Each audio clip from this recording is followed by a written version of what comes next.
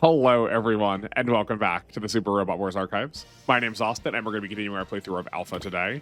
What did we just do? Oh, yeah, I wanted to put it out of my mind. We just wasted so much time fighting the Dragonsaurus, and also losing some of our expert points. Speaking of, while we're here, I don't know why I said I had 10. I mean, I know why I said I had 10, but I was looking at the scenario count. In my head, I had switched the 5, 6, 7 column and the 10, 11, 12 column. So no, we only have 7 expert points at this point, at this juncture. And that's fine. I do know, I kind of wanted to look ahead a little bit to see sort of if these were going to do anything. I kind of had a sneaking suspicion they were going to be related to the end of the game too. And turns out that's correct. We need 45 to get a good ending, which seems pretty manageable. Other than that, I've not seen anything else. I didn't look at like what the good endings were going to be. I just, want to know kind of why we're doing this, more so than just the extra difficulty. And I know these games tend to have different endings. So like, if we can get a flag for them, what's going to happen? How do we get that? Okay, so we're now looking at the Titan's base. This is Jamatov. This is Bosk, Admiral Bosk. And this is Jamaicon. We've already seen Jamaicon.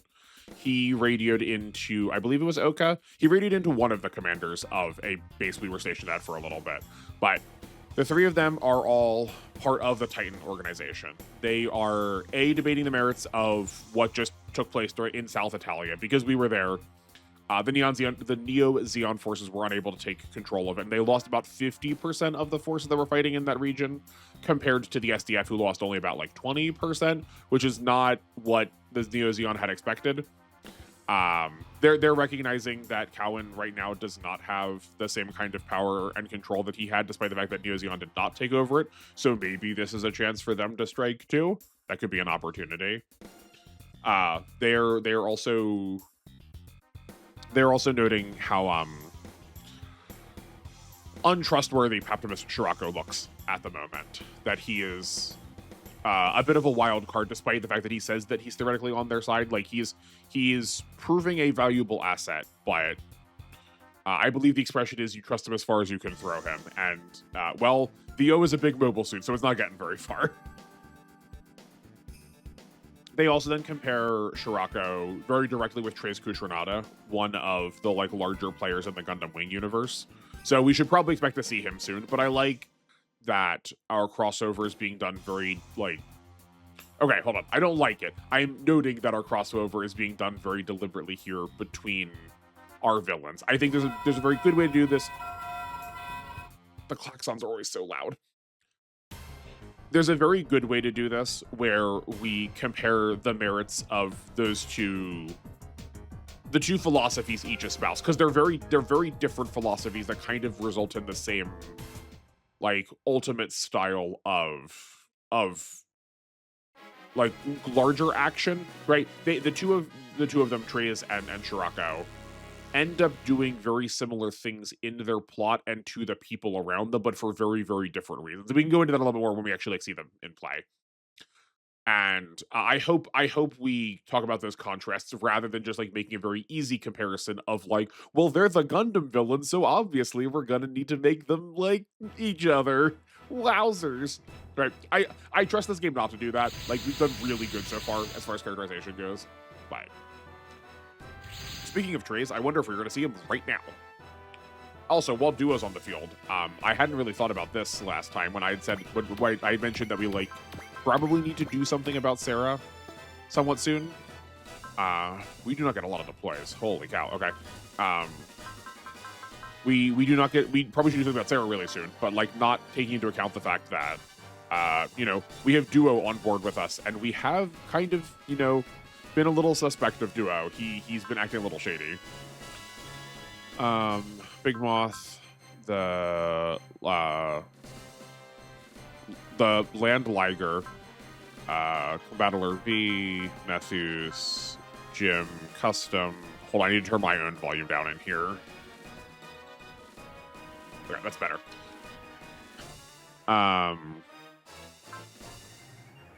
We get so few units. Like, there's so many people we wanted to play. Let's take the gym customs out. Shinobu needs to be in here. Almost certainly. And who else? Neil, maybe? I mean, I say that, but like, I guess we're not going to use a lot of these characters. Maybe we keep South Burning in. Emma's not really doing anything.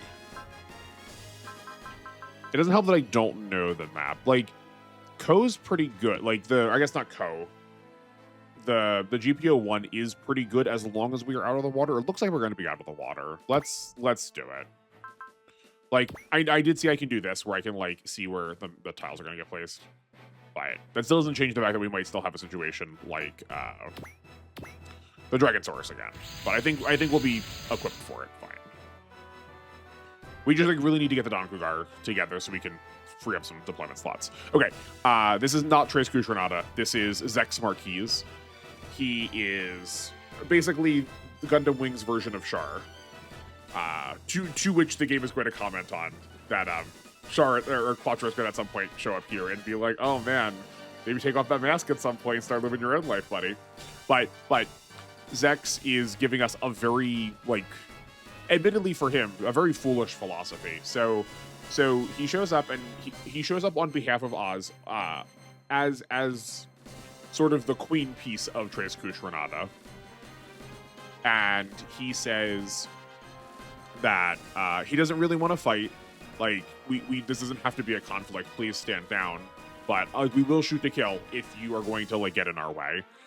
But please understand that, like, to the outside world, you think you are freedom fighters, but you look like just a third one of these factions. Like, Neo Zeon is kind of scary right now because it doesn't have any allegiances, at least with the Titans. There is theoretically some amount of political power the people who instated them and, like, gave them for their financial funding can wield and then go, like, nope, your funding's pulled, sorry, you've been naughty, we're taking your toys away. Where Xeon is, like, its own independent nation, so, like, they can kind of behave, like, on their own, and, like, we're kind of turning into that too. And I love that the game is noting that fact, that it is leaning on the Gundam side of things, that just because it's from our perspective does not necessarily mean we're the heroes, despite the fact that for a lot of these shows, it is sort of taken as granted that we are going to be heroic. So Zex is here to try and convince the world that the Rockefeller conglomerate, the people who are, like, funding, who are funding Oz, it's like kind of a military branch, but like it's kind of actually really more a private army. The people who are funding that believe in the phrase of absolute pacifism, which doesn't work when you have guns. It's a phrase that's taken from Gundam Wing. It's kind of a very silly one if you push on it even a little bit. But they are espousing, they want to try to convince people that if everyone allies under Oz, that will lead them to the easiest victory, defeating the alien menace. So at least at least theoretically, publicly, Oz is oriented towards facing the aliens. But they also say that they were destroyed. They were attacked, destroyed, overwhelmed by the Federation. I hesitate here because it's like this is probably the translation thing. But like, if they were fully destroyed, how are they standing here? Did they like get destroyed, recovered? Like, I don't think it's that important of a point, but at the very least, they lost. So I don't know where they think they have the authority to be like, but you should ally under us. And two, where they think they have the skill, if they like lost to a group that is actively being divided and is like scared out of their boots for alien invasion and is trying to find more alien tech to combat it. Like, what makes them think that they're able to fight the aliens if they lost to a group that isn't under them, that is bigger than them, and isn't prepared either? Like, I mean, I guess the idea, that's why they're trying to make it be like, it has to be everyone. But still, this feels like deeply misguided, that's why I was saying, that's why I said earlier with like, that feels very out of line with Zex. Even if he is acting on someone else's behalf as like, the first part of the series, he kind of is a little lapdoggy, lapdog-like. He still has his wits about him. He is like a pretty intelligent and a pretty discerning leader. He just might not necessarily act on it because he is behaving on the behest of somebody else. Where this just feels like pretty contrived, unfortunately. So we'll see where this goes. I know we need to like get the Gundam Wing villains in here at some point, and someone at some point needs to be the weakest link. It can't just be that like every single villain can be the main boss at the end of the game, right?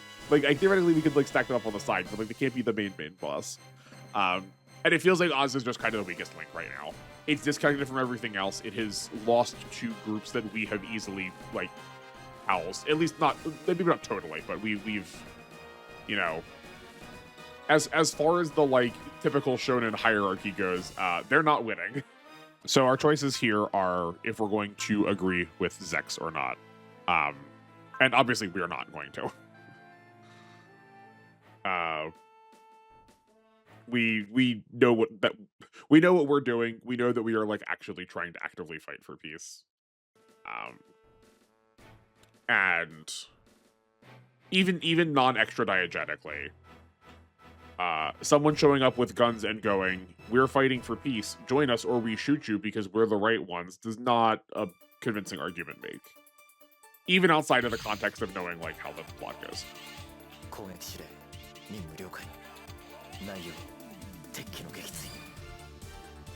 And Heero Yui, the protagonist of Gundam Wing, is going to show up to help us out with this mission. Duo both clocks that it's a mobile suit from the colonies, just like one of his, and also that this sort of like works out really well. That he had a mission to do, and it kind of landed in his lap, so he doesn't need to go and find it now. So this is kind of shaping up.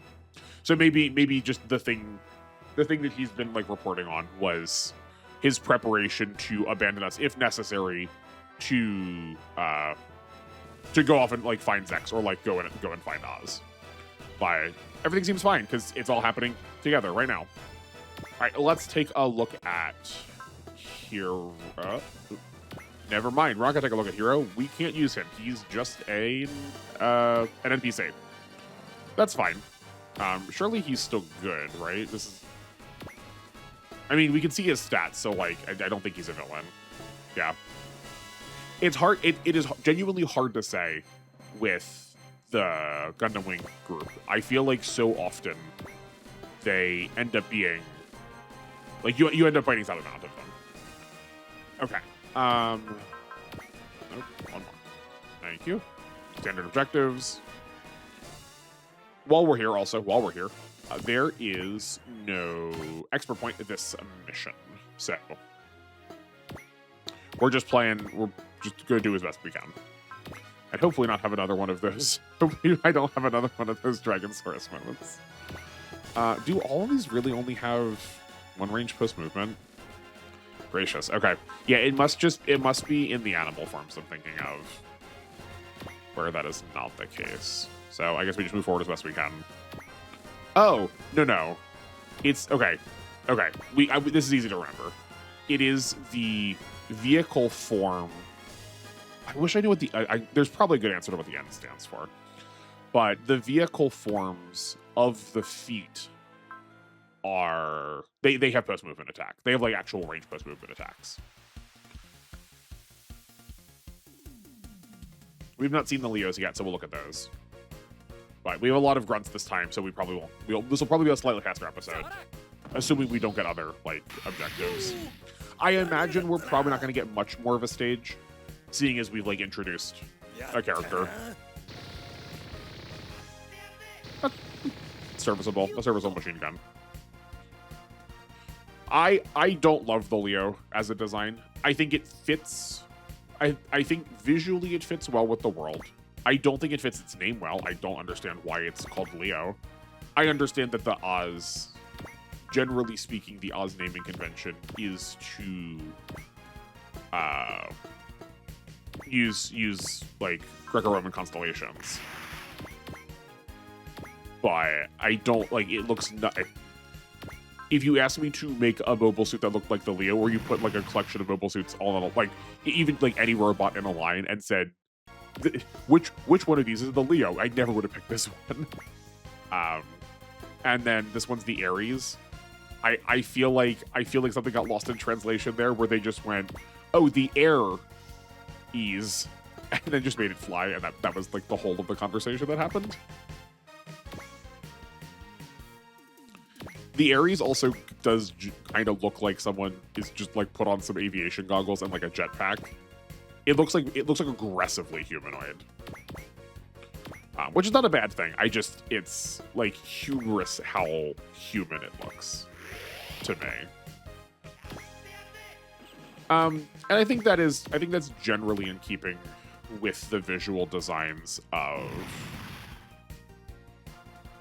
not Neo Zeon, of Oz. Of, I guess, just like the villains in general.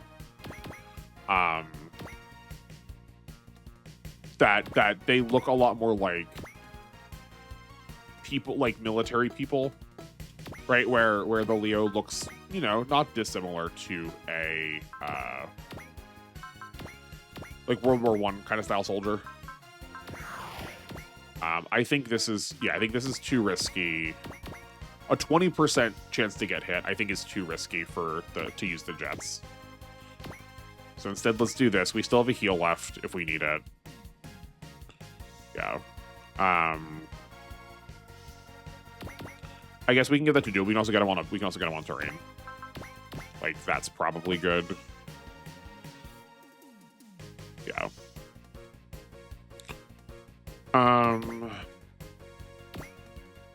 Because we weren't training him, that wasn't a kill. It was very close, though.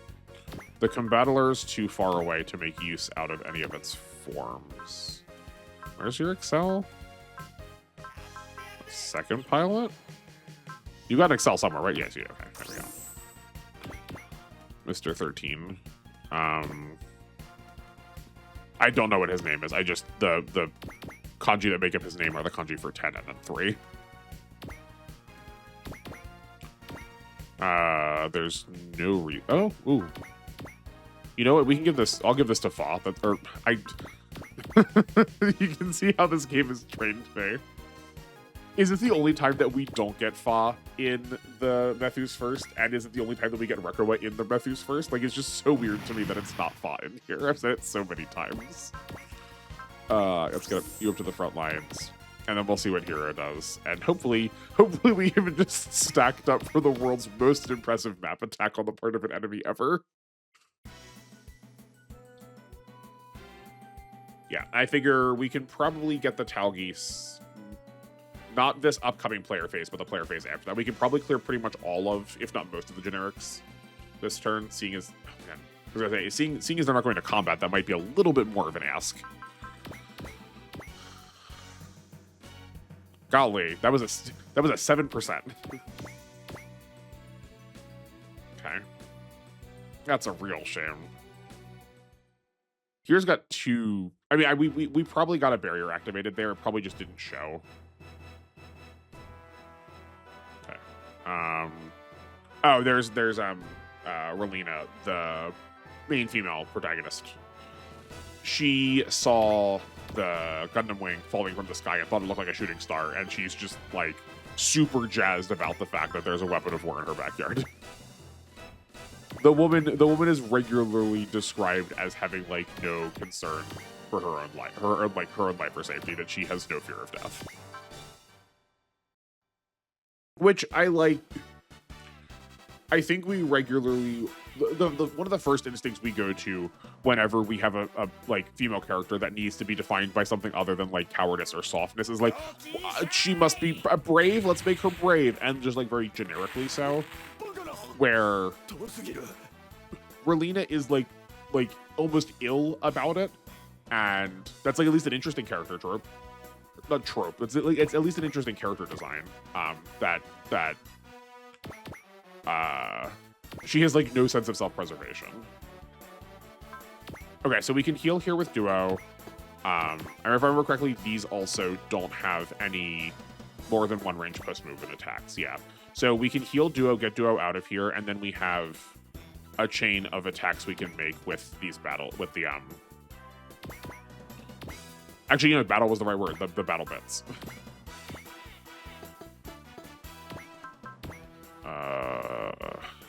I'm going to put a focus on. I was going to put a flash on, but I think we're going to be close enough to combat this whole time that it makes sense to keep the focus up. They'll probably attack Duo again next turn. Or, like, enemy phase.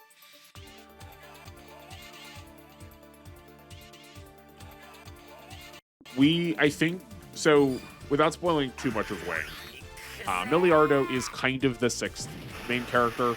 Heero's the main character.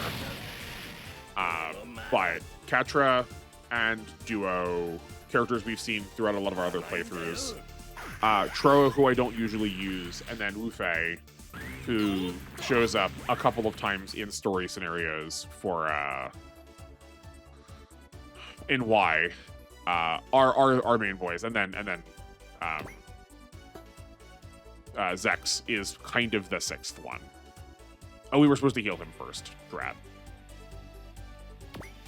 Okay. So we are more in. Okay, we can go here with the getter. We just like need that space in particular. Let's. Nope. I want to see if this changes accuracy. I don't think it should. Oh, it does. You're better in the air than on the ground. Okay. So I think I probably noted this before. It just doesn't help the fact that I am playing 4 games at once. Okay. I mean, with an attack like that, I don't know what I was expecting, as if that was going to, like, not kill. But we really want to take this space. So we want to keep the head here. We want to keep... This has to stay here because it already attacked. And... like, this... We have a tile here and a tile here that can easily be used by the non-healing ones. So we just need to, like, make that connection. And if we can get some healing in, that would be good. I guess, though, I suppose we could just attack. And if, right, like, and if the attack doesn't work out, we could just have healed the part that, for which that is true. You're the one that has, like, miserable... Yeah, you're the one that has miserable melee. So this probably won't do a ton of damage, but... Yeah. Okay. So this... Like, either of these 2 tiles will give us the ability to, like, still heal that turn, this turn. Now, again, not that we have to, just... Or maybe I was a little ambitious also about killing everything.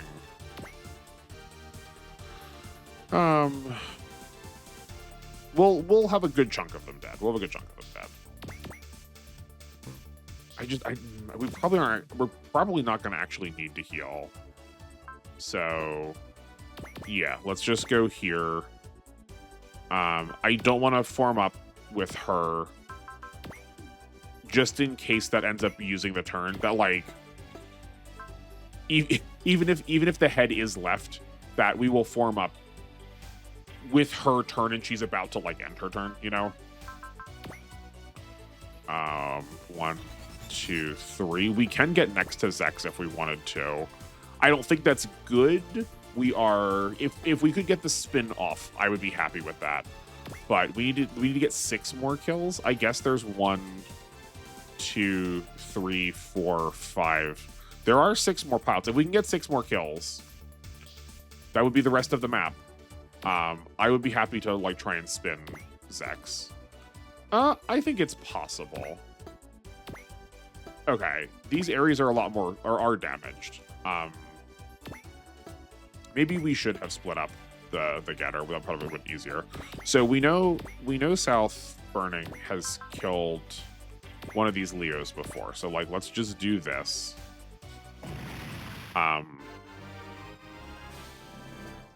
Okay. Where's the next healthiest one? The Ares not only has more health, but also probably more armor than the Leo, seeing as the Leo is like the grunt of the grunt. Yeah, okay. Do we try and give that to the battleship? I suppose so. That's probably good. That's probably going to be our best bet. Like it's 2,000 power once we see when it loads.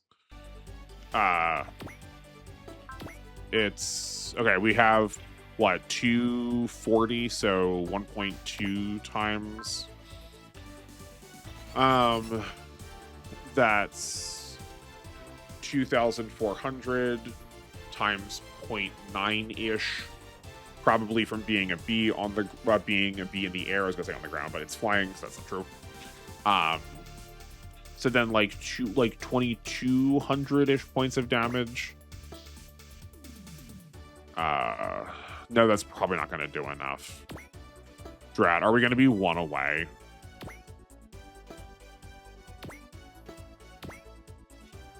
I guess he doesn't have to be the one to do. Oh, also this one is still extant, so we probably aren't going to do it. We probably aren't going to get to do it anyway.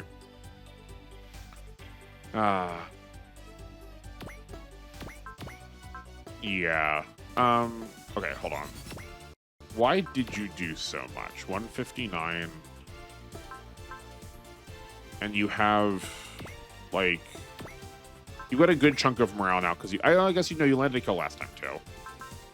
Huh, okay.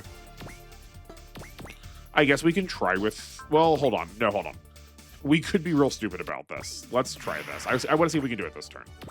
Right, because we could Valor this. And that, like... that could be enough. That's 1,100 damage. This is 1,800. I think this is better. Yeah. Okay. This might be a bit overkill, but I think it's worth trying. Because then we can also have the Liger attack this one. We might not even need to do the whole of it. Okay, so that's 1,700. That's 1,700 ranged, so we're using 152 with 106, so 258.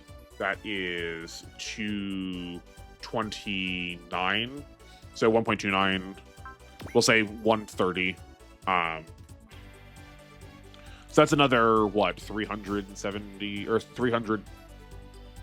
Let's like another 500 points of damage on top of the Midi die.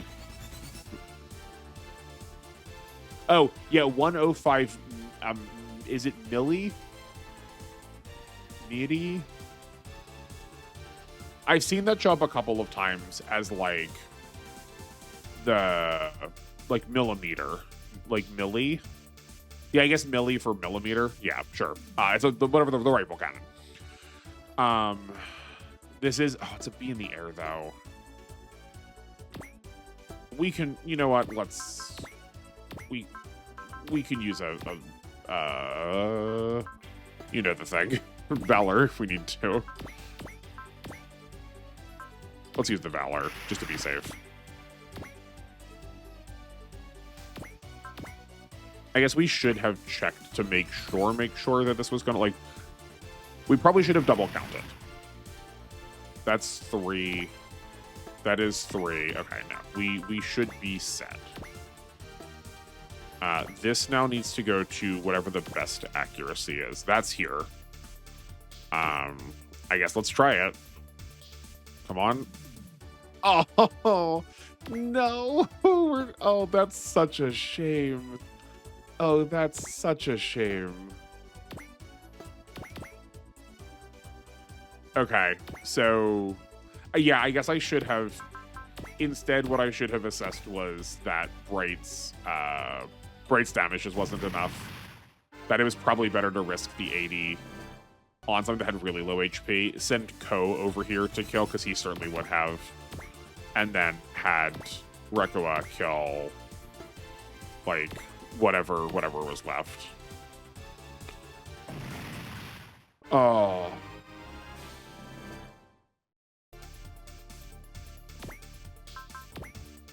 Right, there's not...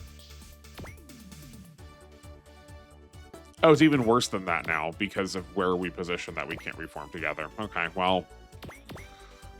That would have been such a cool turn. That would have been such a cool turn. But because of how we separated, because of the angle that we had used, someone occupied that space, so then we couldn't separate out into the same position we were. Are we getting a flag? I also maybe like burnt those valors really ahead of time. Maybe there are more. Oh, there's actually a lot more of the stage. Okay, that's fine. I don't regret my choices. Oh, this is just combat that I don't get to choose. Yeah, that's fine. Yeah, we can give this to Shinobu. I don't mind that. Ouch, I mind that a little bit. We've got healers. It'll be fine. Oh, you know what? These are probably like Noin. This is probably from Noin's group. It's going to take a while to get them over here. So these are Tauruses. They're you see them all the time. Like everybody. Any of the women who don't like have a default native unit, despite the fact they might pilot a couple of different ones throughout the course of the series, pretty much always end up in a Taurus. The series loves giving them, and they all like this game series loves putting like extra like healing or repairing or something on the repairing or resupplying on them for like no discernible reason. Mechanically, we probably need them at that juncture, but okay. We've got one. We've got two. I also didn't realize he had 8,000 HP, so that my schemes may have been fraught from the start. Okay, let's separate you and see where you go this time. Cool. We recombine, and normally the tank is here. 1, 2, 3, 4. Yeah, it can actually hit Zex if that's the case. So we need to get the getter out of here. We can go attack there. The combattler can get extra movement, so it could still attack Zex from behind then. But like that will probably be our action. What spirits do we have on them? I suspect no matter how long I'm on YouTube, I will never remember what spirits the getter has, because it feels like it's different literally every game. Here. We've already bullseyed. Let's morale some. Or willpower, or spirit some.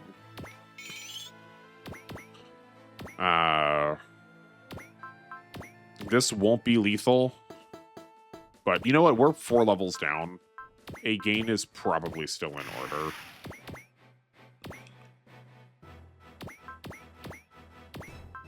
Let's see how this does. I'm hoping... I was gonna say, I'm hoping something else will happen, but we probably won't get anything else happen if we kill Zex. We already have enemies coming in. I'm just trying to do with as few units as possible to, like, give us the most, like, turn economy with the rest of the characters that are left over. Because we've introduced a new faction, we just, like, again, don't have a lot to talk about story-wise. Oh, wow. Yeah, okay. Oh, you know what? Okay, I said this every time that I'm like so baffled by the damage formula. I think we pretty confidently figured out last time that crit was 50%. But you know what? It's also because no stat is being... I like said this and didn't think about it. We got 2 levels off of a chip. I said this and didn't think about it. There's like these characters have no damage stat to pull from, so like defense is just like way worse. It's like so much more deeply reliant on. I guess it's so much more deeply reliant on the unit having good defense to start. I was gonna say we could get the battle, like the battle tank in here, but we also don't need to. Like it's almost dead. The Tauge's is almost dead at this point, so like we can just line that up. Okay. We do need a bullseye, and sure, that seems fine. And we need extra stats. At this point, I do think we can stop giving stuff to the Combattler, and we can go back and give it to the Getter. Stop. Muscle memory is killing me. Okay, that's fine. Just because we're already we're 2 levels up on the Tauge's, I think. Yeah. So this won't be as valuable as it would have been on someone like the Getter, for instance.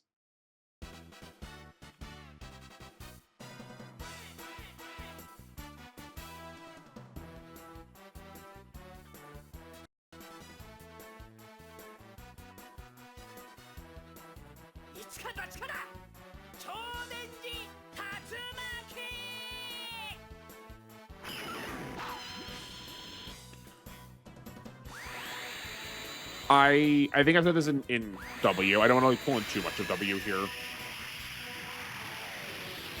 I don't want to pull in too many other games anyway, trying to keep it focused on what we're playing. But I like, as much as I say I like the really old games, it feels like so many of them open so many of the same ways. Like the amount of times that I have Todenji spun bosses with the Combattler, regardless of which game it's in, is so high.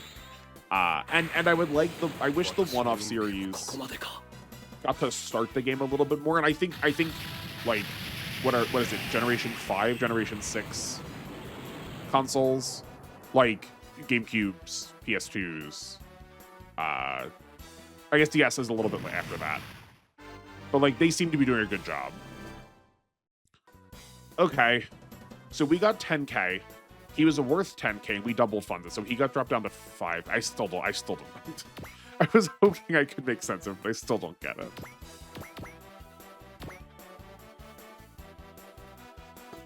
Okay. Where a lot of the opening cast does actually feel properly unique still. Where here it's, you know, mostly the same. We killed all them so fast, I did not check what their stats were. Do we have a scan on someone? We do not. Okay, that's a shame. So if we just, like, sit on this patch of beach, I think we will probably end up seeing combat, but I can't be sure. We did not heal Heero. I'm not sure if we could have. But I think he's far enough away that he won't go and, like, throw himself to the scrap heap. Can you switch? You can switch to your animal modes. That is 1 less movement, though, right? That's 5. That's 6. And that's 5. Okay, yeah. So the advantage of the Nasheen mode is extra movement, which is what I would have expected. Like, they literally have tire treads on them. That is, like, easy signifier for more movement, but, you know, never sure. Oh, you know what? I also realized we didn't play the Grunkgust.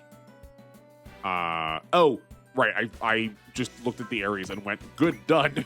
Did not think about the fact that the Taurus are going to have post-movement attacks. That's fine. We won't bother trying to land this one. We had a 50. I would rather just block it than hopefully live. I don't think the areas are going to do a lot to us. But...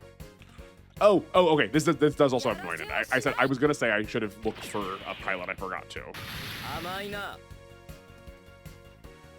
Yeah, that's fine. I wonder if we'll actually get to keep. Like, I wonder if we'll get Noin.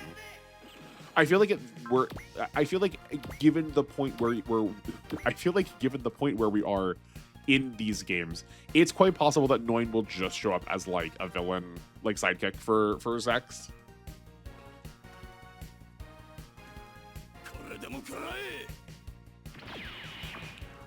We got to figure out too. I'm so wary about like how we talk about what's going on with original series or like what to expect.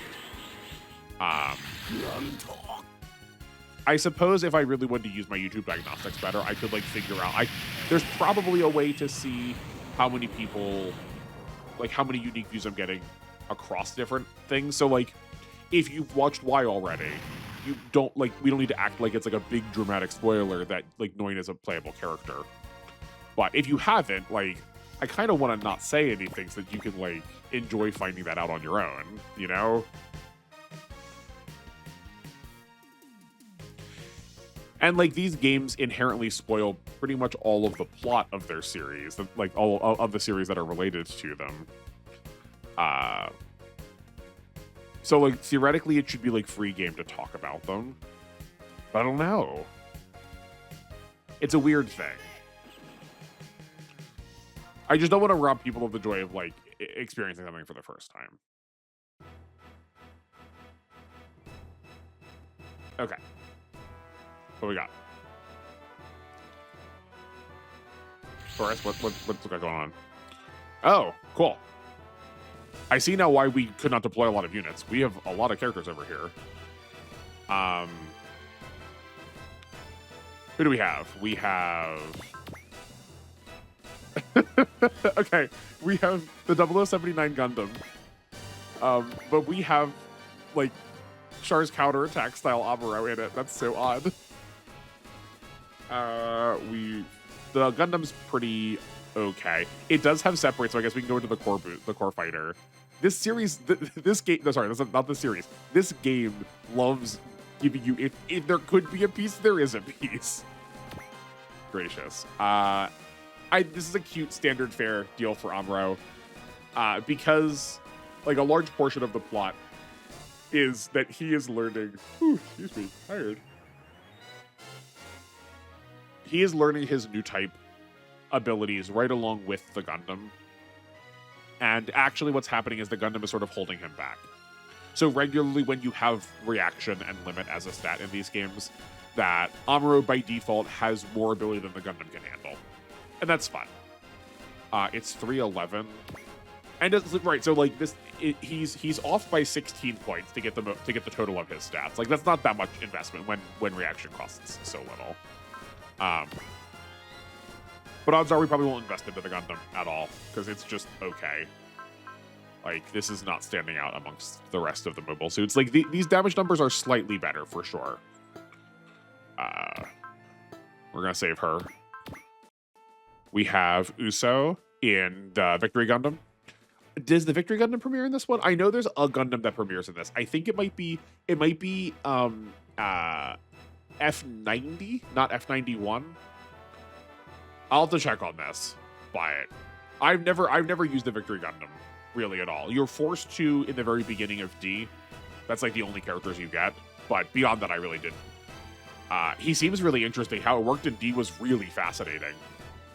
Because it's separated, it could like jettison its pieces as like one-off giant missiles, but then you were like a half of a unit. It was really strange. I really want to play around with that again. His reaction is enough to like hold the V Gundam its reaction is enough to hold pretty much everyone. That's nice. Uso is just not as good of a new type, unsurprising. He comes with a trust, so that's not bad. He does have A in everything. Happy with that. 5 movement is pretty poor though, but yeah, this is this the same? Is this what it was? It's called bottom attack. It's only one use of it, where you do I think he just throws his legs at somebody and blows them up. We'll have to try it at least once. It'll be funny.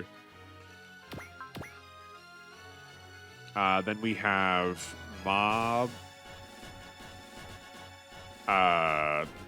Hold on. Mabeto. He's an F91 character. Or not F91 character, a Victory Gundam character. So I have not watched Victory Gundam. But that's a fortune there. Sick. And a Flash is not bad. Yeah, okay. Yeah, just some more grunt filler. I wish these like differentiate themselves a little bit more, but there's not really much to them. Oh, you know what? I guess that's the difference, is that costs so little. It does feel really easy to just throw the gun easy out and just like not worry about it at all. But like the gun easy is like the definition of a grunt unit. Okay, and last and first, we have Christina McKenzie in the new Type 1 Alex. Oh, I'm so happy to see it. I am always delighted when it's here. It's got to be one of my favorite units in the series. It unfortunately usually does not end up looking too good in these games. We can tell right now because it's being everywhere but space. It is statted a lot more like the Hyakushiki and the Gundam Mark II, which makes sense given its like production history lineage. And she just has a gain. She is statted kind of like how Bernie is in the earlier games. Yeah. And the like niche that she had before, I actually mentioned, maybe I mentioned this on stream. The niche that she had before was getting to have a multi-range post-movement attack, when in the early games that was unheard of. That never happened. But there's no that just isn't going to happen now.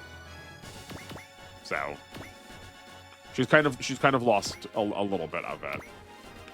I wonder if we get the full armored mode later.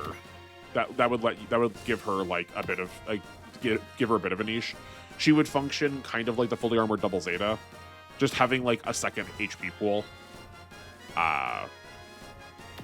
Might give her a little bit of an in. That's not bad. We can do that. Right, we don't have accuracy on it. We don't have a bullseye on this, right? I mean, oh, this weighs 3 of them. We should be doing this one. We'll just get these 2 out of here. Okay. Let's take a dip. This is, oh, that's annoying. Okay.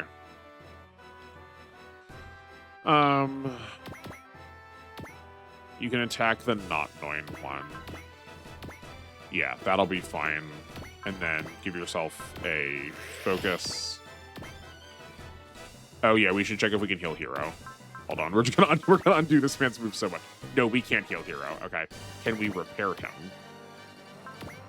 No, we cannot. Okay, well, I hope Heero doesn't count as one of our units for the purposes of gaming over.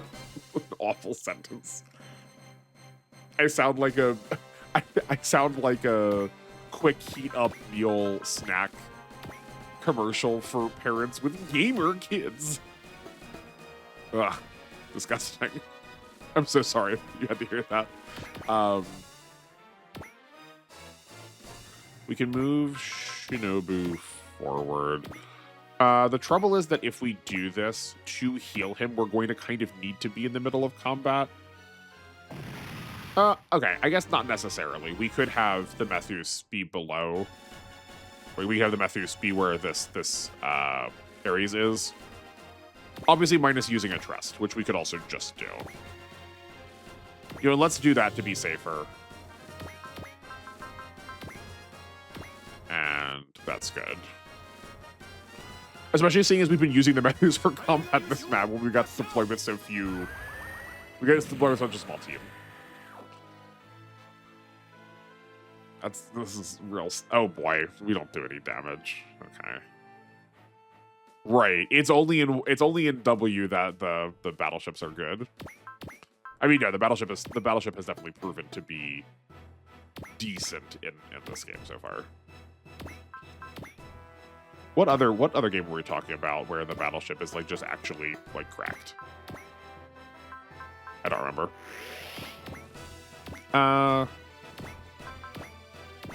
We could go here and just take a step back, and it drops it down to, that should drop it down to 2. No, that still drops it down to 5.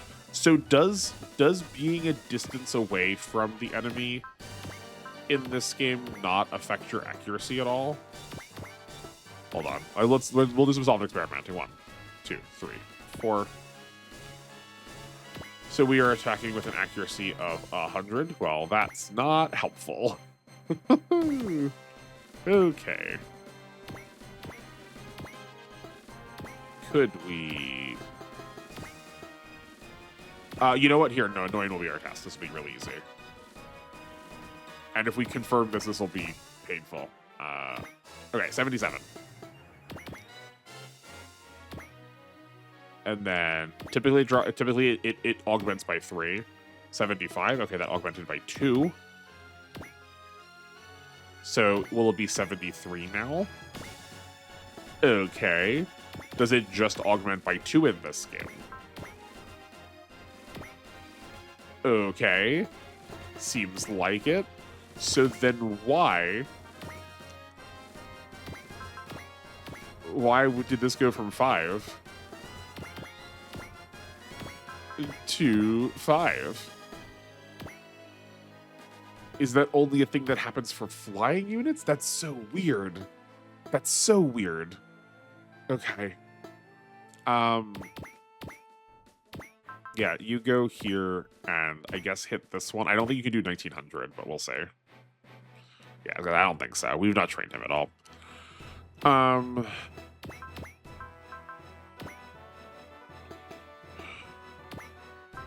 Can we get the jets over? It's so nice that you can just separate and like check it. Right? That like you are allowed to do this. That's so convenient. Okay.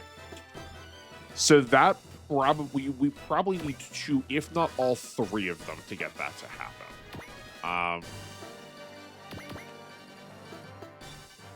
Which is not the worst thing in the world.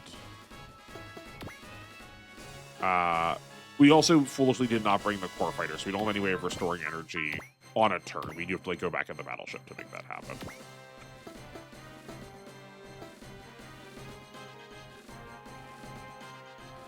I think there's a world where we could take out probably a good chunk of units. Like I kind of want one of the getter parts to attack here. Then we can leave someone here, I guess, and that won't contribute at all. And then we can leave someone here and attack this Ares. That should probably be... Oh, actually, yeah, so we attack this Ares, we attack this Taurus, and then the third, and then the getter 3 goes in the water here. Yeah. And then it transforms into the getter 3 in the water. Let's risk these. It's only a 4%. Yeah, good.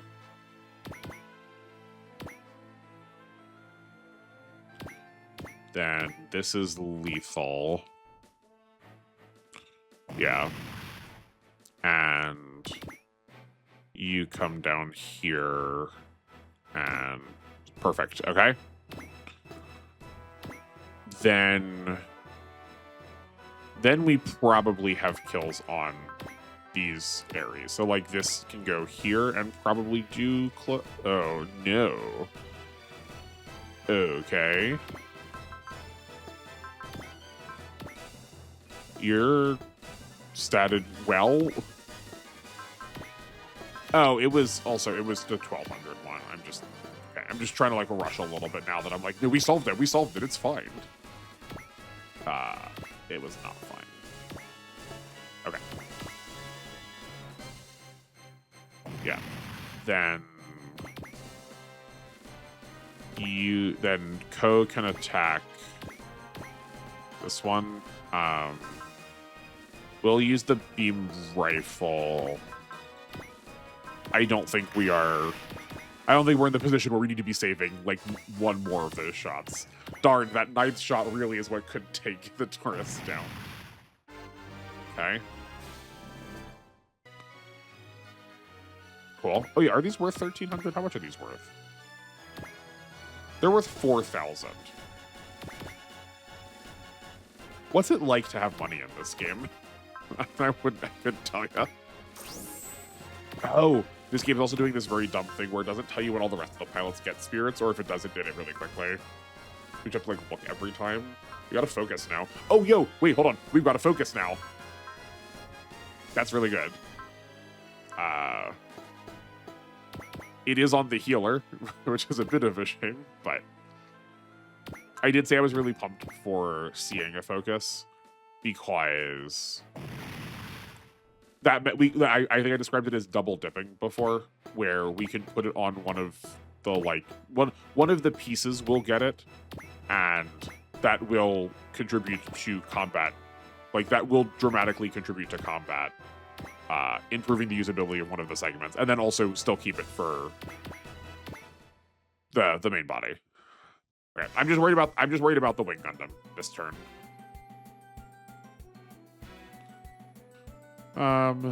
This is the Death Scythe. I presume we would have, I presume would have at least given us the opportunity to make an attack. Beam coding coming in clutch. Good. Oh, you know what? When we were being attacked before, I was like, oh man, none of our skills activate, or none of our abilities activated. We just probably missed the flip on the roll on the Hyper Jammer, because our skill was like that rolls on skill, not just a percent chance. Hold on, it's a percent chance. It doesn't roll on a fixed percent chance. That's it. Oh, he's gonna destroy himself on. What? Okay, well that's a shame. Thanks, Heero. Gracious. Okay.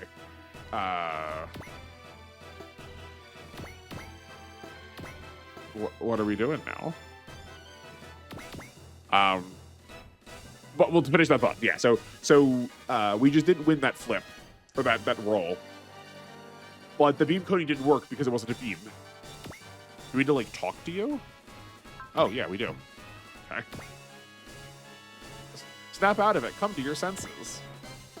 Okay. Do we need to talk to him multiple times? What's going on?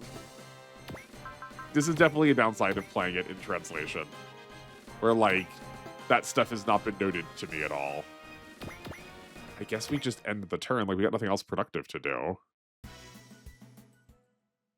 Yep. Sure do be passing.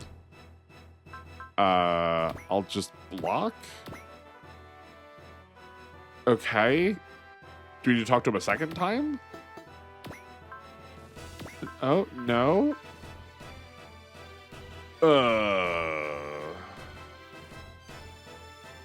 Hold on. Let's consult the document. I guess we shoot him down? Okay.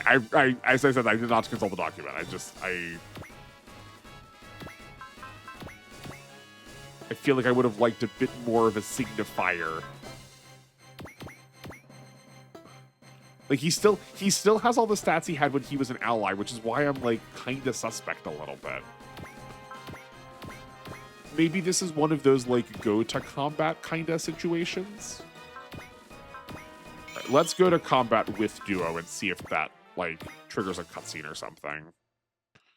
Doesn't seem like. I feel like the dialogue prompt would have popped up there. That's not true. Sometimes it doesn't do it afterwards, right? Once you see combat, a lot of the flags to get Uru or Puru 2 require you to enter combat with them, and then afterwards they'll start talking to you. We'll see if that does something.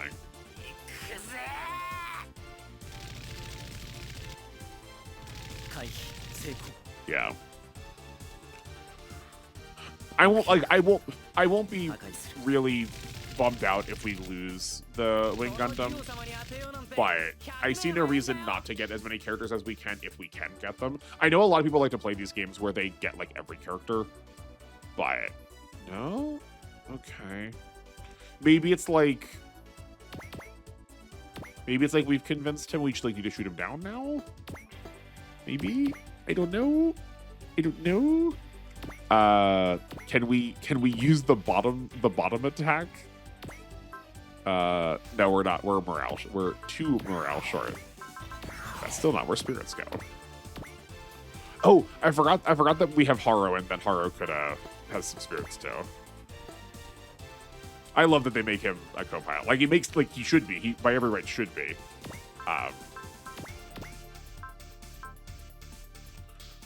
But I'm delighted that they chose to do so. I'm hoping when we get into Double O stuff, that the Green Gundam will get Heero as a co-pilot too. Oh, that accuracy is awful. Okay, well, we kind of wasted that a little bit. I don't think the stage is going to be beyond this. We just need someone who has a bullseye. Does anyone have a bullseye? Yeah, someone must. Oh, well, I guess the combattler will do it. That's fine. We'll yo-yo this boy to death.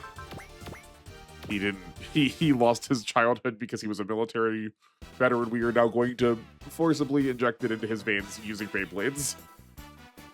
Yo, could you imagine the combattler throwing different Beyblades around? That'd be fun. I know a lot of JRPGs like giving like joke weapons. I think having a setting with a joke attack for everyone would be fun, and like make these Beyblades. Or no, sorry, no. The Voltase is the one that gets stops. Make those Beyblades. I don't know what you could do for yo-yos. Make them like Macrons or something. No, but I kind of want them to be like references a little bit more. Okay. Actually, you know, I should have looked to make sure the objective wasn't like don't destroy here, that we should have to like turn him out, but it'll be fine. If we weren't supposed to kill him, I'll just like cut to the dialogue at the end of the scenario. Okay, we got a linear seat from that. That's good. Surely if we got a part, that was what we were supposed to do, right? Right? I hope. That'd be weird if they gave you a part and gave you a game over. That would be a really... Okay, sick. Great. That would be really dirty if they were like, here, have this part. Also, wah, wah, wah, wah.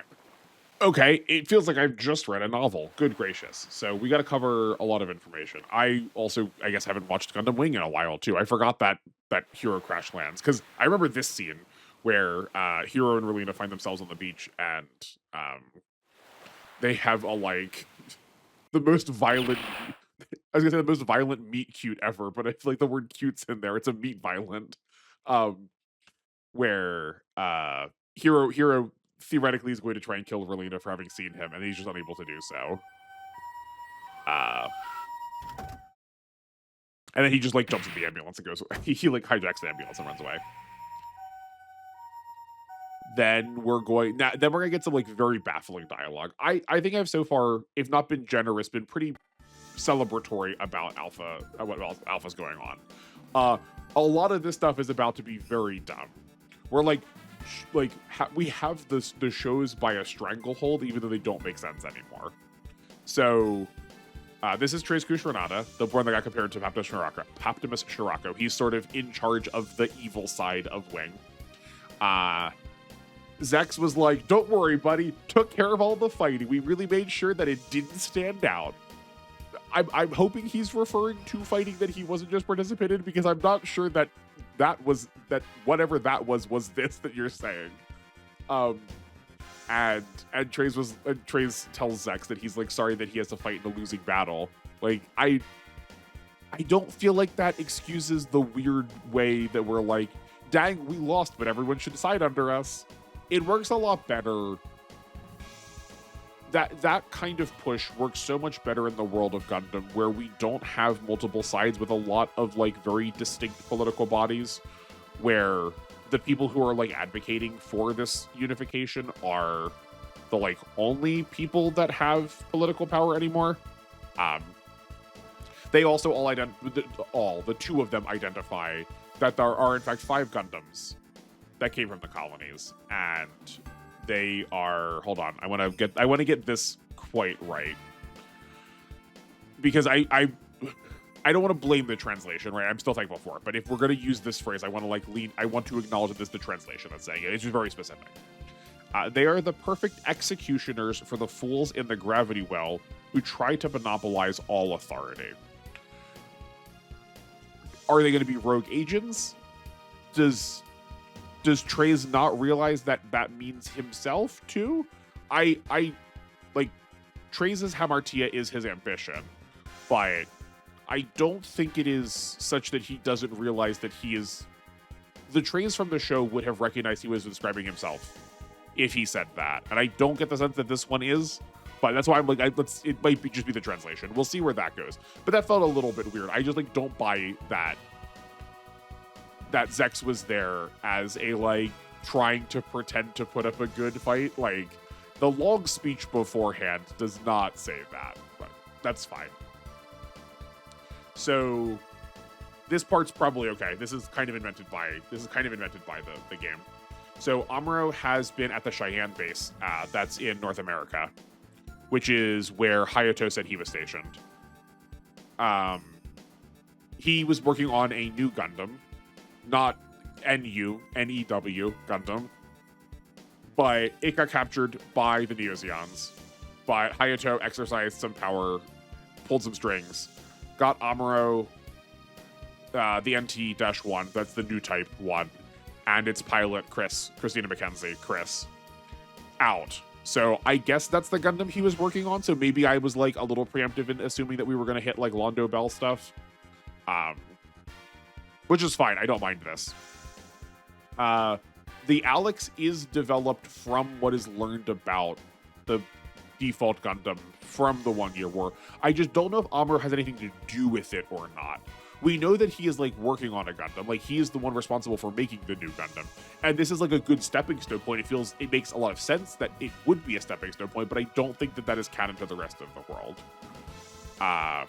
I'm curious if we will. I imagine we'll probably get it at some point. These games, if they're going to give you Amuro, probably are going to not give you the new Gundam. So the fact that we are seeing a like forward march of progress with technology feels very important to what the story is going to want to do because we're concerned with alien technology. So are we going to have a like race or a competition?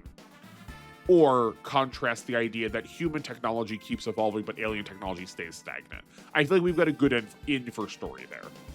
So as much as I thought I was going to be complaining, or I was going to be like, something's not right here, at least this part is still kind of good.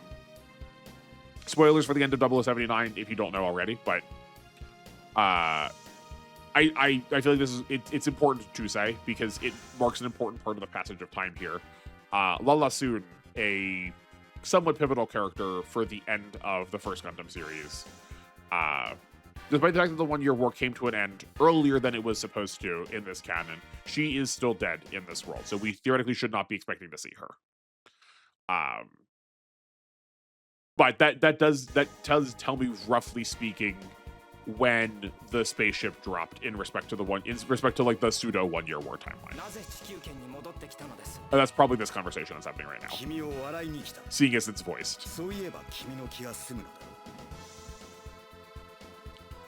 Okay, just those 2 lines, that's fine. Then Quattro asks Amuro what he's going to do. Like, he was originally employed by the Federation. Are you going to like side with the Titans?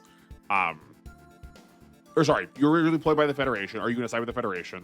You are an ace pilot, and like the Titans draw you there. So, like the Titans draw those kind of people. So, like, are you going to side with the Titans? And Amuro says, "Oh no, they're still talking about Lala." And Amuro says, "You can tell my resolve based on what happened in that previous mission." Which, Amuro, buddy, I don't know if you watched that, but that is not a good sell. You didn't do anything. If that's what we're supposed to go on, that sounds like you're just gonna kind of let the world spin in front of you. Okay. I don't have a whole lot to say about this part either, just because I don't know anything about these characters, but Uso is here. He's like excited about seeing, part of the 1 Year War, like Universal Century history. He is, I believe Victory is still set in Universal Century. Yeah, it must, because it still has the same kind of like core technology.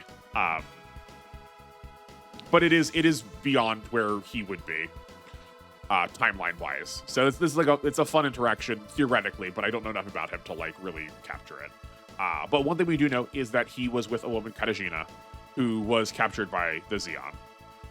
She is definitely a character we are going to run into later. Like I said, I don't know much about V. I just recognize her name.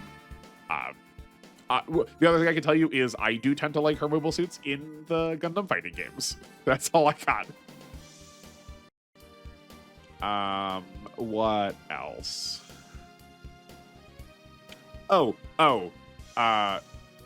Yeah, so Chris is going to explain sort of like what her role was in the Gundam development process. Everyone's like all jazzed by Amuro being here, and she's like, it's not that big a deal. He's just my boss, guys. Settle down, it's fine. But she does say that the unit that she drives is the prototype unit for new type Gundams. And Gundam, the series, the franchise, loves using the word prototype to describe what is never going to get a like mass market or like public version. That there's a lot of prototypes get made and they're never brought to full development beyond that. Typically because they get blown up, but sometimes because they just sort of forget what the word prototype means, I think. So the fact that the game has said, oh, we're building the real one on the moon. The real what? Is that the new Gundam? What's the real one they're building?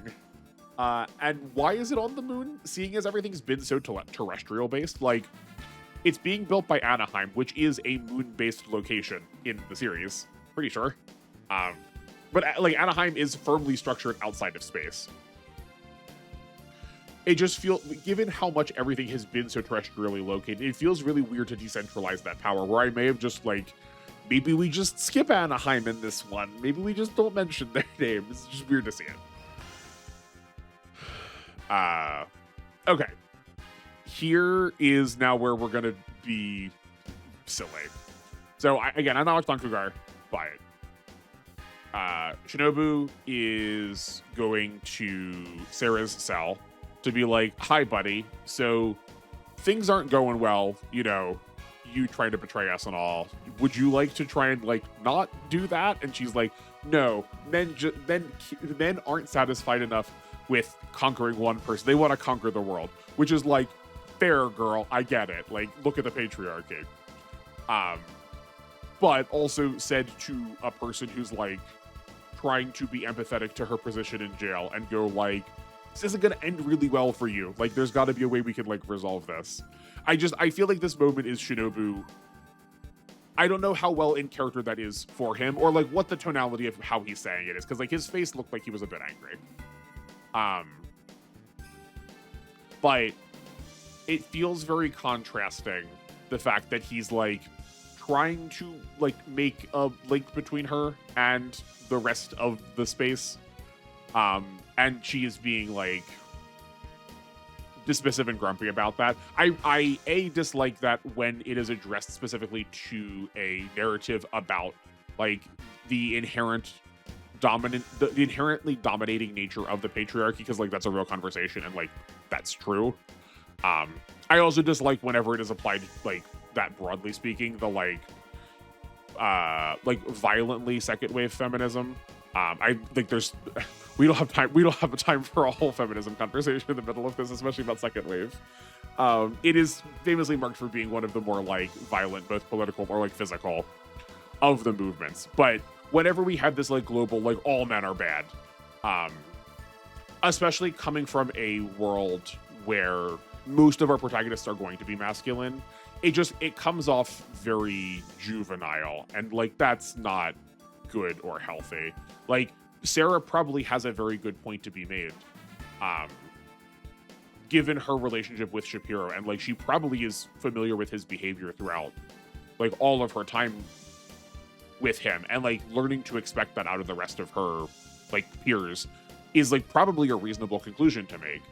I just hope the game has the good sense to allow her to focus that in on like people by their actions, not, you know, that she can learn through her trauma that not everyone who like mirrors a portion of the people who have caused her pain are not necessarily always going to emulate that, because they're not all of the same people, you know. But the moment that prompts it feels also especially strange. We're not done with the strange stuff yet. So Hayato is now going to try to start gathering ways to fight the Titans, which is that what he was doing before? He also shows up with this great plan. He's like, hi guys, so have you heard of the Sank Kingdom? Do you know about the Peacecraft family? They advocated for this thing called total pacifism. I know you haven't heard of it before, but like maybe we should try and get a representative for it. Not that we'll like try it out or anything. the way it's framed is that like Hayato's kind of presenting the same thing that Zex just did, like almost kind of ignoring the fact that we just tried to shoot someone down who said that they were doing the same thing. It's just a weird timing and a weird way to handle this. It's very Gundam to want to have a political figurehead to represent a movement, and that would like probably sincerely push a lot of people to consider the movement more legitimately. But the way it's being handled feels very sloppy. Where we want to get Relina opposed to Zex and Treize for plot reasons, but the way it works in Gundam Wing is such that we kind of get to see the futility of like the idea of sides, of having the idea of being beholden to a nation state is pointless, because ultimately, fundamentally, their principles still kind of break down to the same core tenets by the nature of being large and nationalistic. Where here, we're kind of doing this like Romeo and Juliet kind of over the garden wall style. We need to keep these two groups separate, but we're going to use the same characters who are going to do the same things. But actually, it's different. It has very like, we have scouts, the enemy has spies kind of energy. I don't like it. I hope we do something meaningful with it, but it feels very out of place. Okay. Then next, we're still not done yet. Bright says that he wants to return to the Far East base to strengthen their forces. Bud, we just left there. What are we doing going back? That makes no sense. Also, we won that fight handily. Like, there's sometimes in like RPGs, there's like a story gameplay segregation that I do not like, where we have characters who like super handily beat the boss, and then the game's like, oh man, that was a really tough fight. Like, we need to go train. It's like they didn't get a turn. What are you talking about? And that just feels like here. We're like, I don't feel like we need more power, team. I feel like we can probably just go hit them now. But also, why are we going back to where we came from? We should have just picked it up before we left. That's weird. I know I said last chapter, though, that like maybe I feel like there was urgency on the part of Hayato requesting us to come here. So like maybe that's it, I guess. But I feel like with how not just like mature, but like how tactical and matter of fact Bright is, I feel like he would have been like, well, we need to strengthen, if we're gonna have to strengthen our forces, we should do that first to make sure that we are like fully prepared. Not just we're going and we're gonna be kind of okay. If we are going to commit to this now, we need to guarantee. So if there's any doubt in our mind that we need to strengthen our forces, we better go do it. And I don't feel like you could make the argument that what we just witnessed was a good evidence to strengthen our forces, outside of me being joking about the fact that like we like defeated that scenario really easily. That like I still maintain that Zex coming as, here's a nation that got defeated once. The Federation beat us, and we think we can unify the entire world under us. Would you like to join?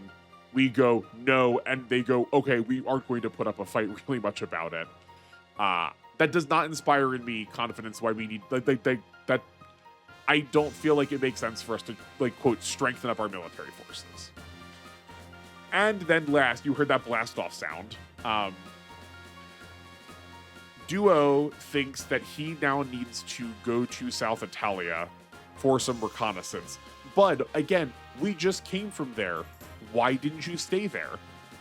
If you thought you needed to look for Oz, you had no reason to believe they were going to be here. This was kind of a surprise. So if you were going to do some reconnaissance in South Italia, why didn't you stay? Nothing they said here makes it sound like they were going to go there, unless he heard the conversation between Treize and Zex that happened before the scenario started. But that's fine, I guess. But he does he does run into whoever your main character is, and he says that he might be an enemy next time. Why? He's part of the context of why he said he was leaving was that he felt confident that our group wasn't going to become an enemy for the colonies. Like, if he came here from a colony and he just went, well, it feels safe now, I've kind of locked in that these people know what's good for the world, but I might be your enemy next time. Like, it's trying so hard to hold on to this idea that all of the Gundam Wing Boys are free agents, that they are acting on mission and not on their own, like, sense of morality or what they want to do. And that they are, like, trying to be politically agnostic. I don't want to say neutral, because they take really hard sides, but they will take any side. Like, they are the definition of mercenary. But like, through average, they end up being kind of with everybody, or that's what we're supposed to be led to believe. But like, I just don't buy it. Like, there's no reason. All of the sides we've shown so far, either one, humanity dead, in which case, why would Duo side with them? Or he's actively been like, nope, not signed up for that. That sounds like a bad plan. Like, I don't get it. I think this has been narratively the worst, like, second half to a scenario so far. And I trust that the game can probably pull it together. Like, part of it's probably the nature of trying to read it in translation.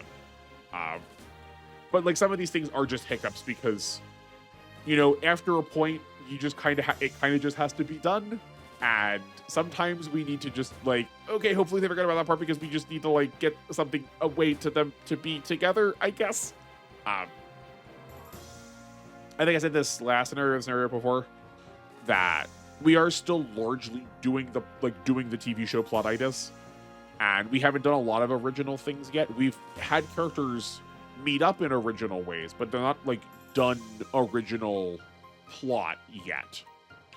So I will give the game some leniency, especially if we see in a minute that, and by in a minute, like in like 5 or 10 scenarios, that we just sort of need to get all of this, like, the regular plot of a series out of the way in order to get to like the actual plot of the game.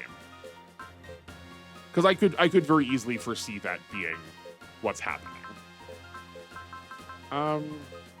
Let's see, we can do that. That seems fine.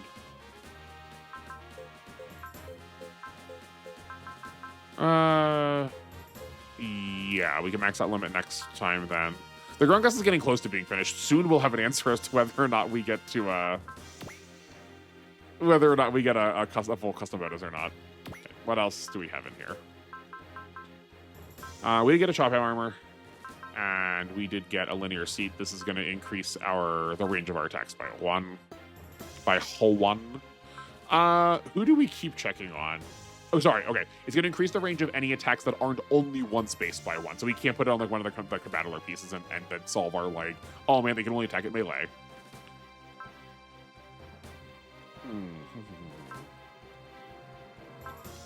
I'm tempted to put it on one of the, yeah, like one of these two.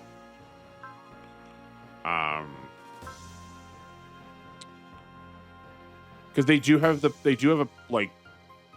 post movement attack.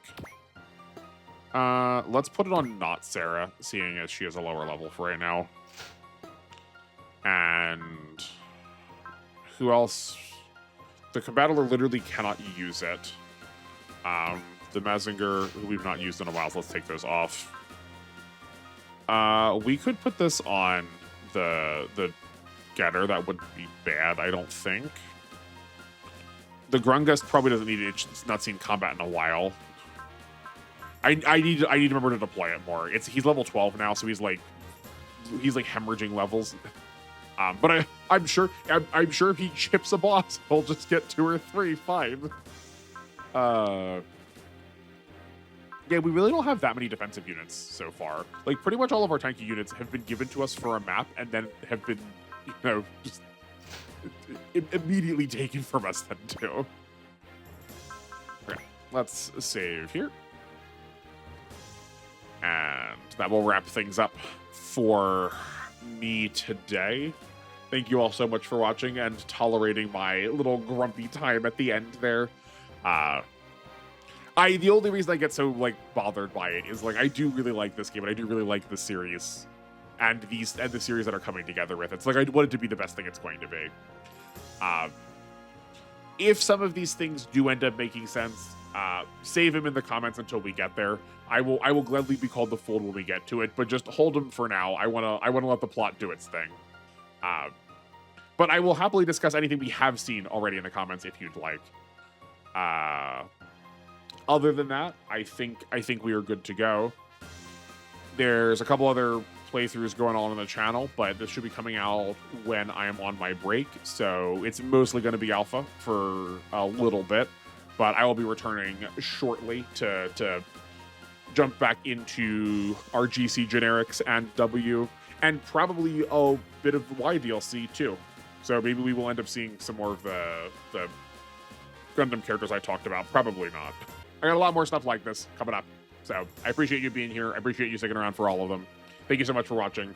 Enjoy the rest of your evening. Make me the rest of your day. And I will see you in the next one.